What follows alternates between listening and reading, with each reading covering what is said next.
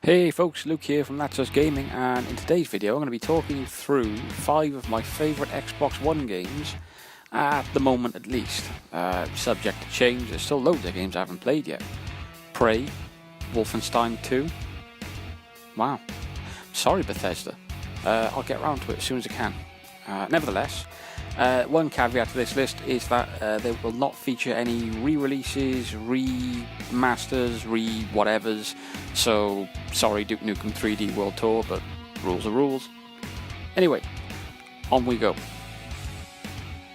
Kicking this list off at the number 5 spot is Doom, and I'll be perfectly honest with you, there's not much that I require from a game. I only ever expect that it be fun and entertaining, and Doom delivered this in spades. From the classic selection of weapons to the wonderful level design and the over-the-top enemies, Bethesda really encapsulated everything that we ever wanted from a 90s first-person shooter. To shoot stuff in the face until it died of it. And while I never played much of the multiplayer, the solo campaign offered more than enough for me to keep coming back and playing again and again and again, and just enjoying the gore fest that is Doom. The number 4 spot on this list is Gears of War 4. I've long been a fan of the series, and I thought Gears of War 4 provided a real complete package for the Gears of War experience. It didn't look to reinvent the wheel, it kept the same standard gameplay that you expect, the same sort of weaponry that you would expect. The campaign mode was fine for me. I thought it was quite entertaining. It delivered exactly what I would have expected of it. I know a lot of people criticised it, but I thought it was perfectly fine. I also liked the way they handled the DLC maps for multiplayer, that you didn't have to buy them to play them, they were in random circulation. If you actually wanted to have the map, you had to buy it. But the real standout thing for me in this game was the Horde mode. The complete overhaul that they brought in, where you were able to pick from different classes with their own unique abilities and then able to upgrade them further through the use of cards. I wasn't that big a fan of the whole loot box system, but it's not as bad as some other ones. And yeah, the Horde mode was really what put this on my favourite games list, because I loved playing it over and over again. I did buy the maps just so I could play them on different settings, and it's fantastic. Third on the list is Cuphead, and there isn't really much I can say about Cuphead that hasn't been said already. And that, we already know that it's got great visuals, we already know that the soundtrack is phenomenal, we already know that the gameplay is near faultless, but the way I feel about Cuphead is how I imagine that it must be to have a child. When it first comes into your life, you feel nothing but hope for the future, blissfully unaware of the horrors that lie ahead, of the fact that it'll work on your last nerve, the fact that it'll take years off your life in stress. But none of that matters, because at the end, you still just feel nothing but adoration and love towards it. Cuphead is something special, and I really do hope we get more of it in the future.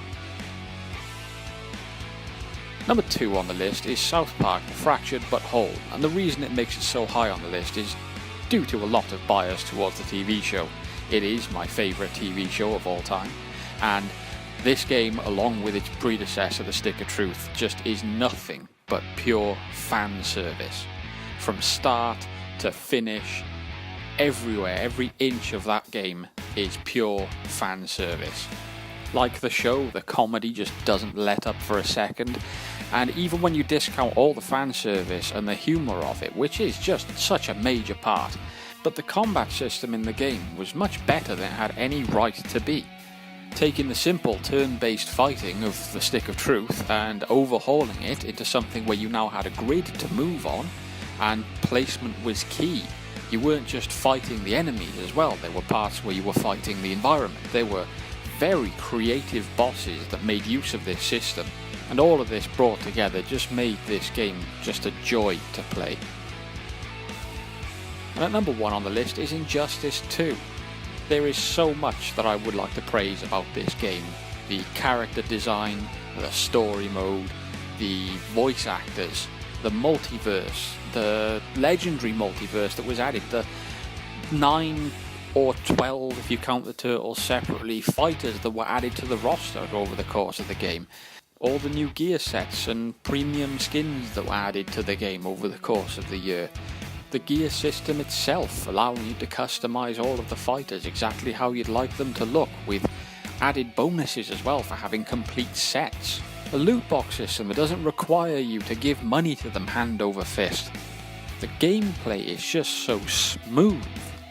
And while there are a couple of things that I would like to have seen changed, this game still offers me just a completely perfect package of a fighting game that doesn't rely so heavily on the multiplayer as to detract from the amount of single player content that they've provided. It is fantastic, and I don't see any game in the foreseeable future taking the number one spot of my favourite games away from it. And there you have it, those are my 5 favourite Xbox One games, for now at least. Did you agree? Did you disagree? What are your favourite Xbox One games? What are your favourite games in general? Talk to us down in the comments, let us know anything, we'll talk anything about games. Feel free to like, share and subscribe while you're here, and thanks for watching.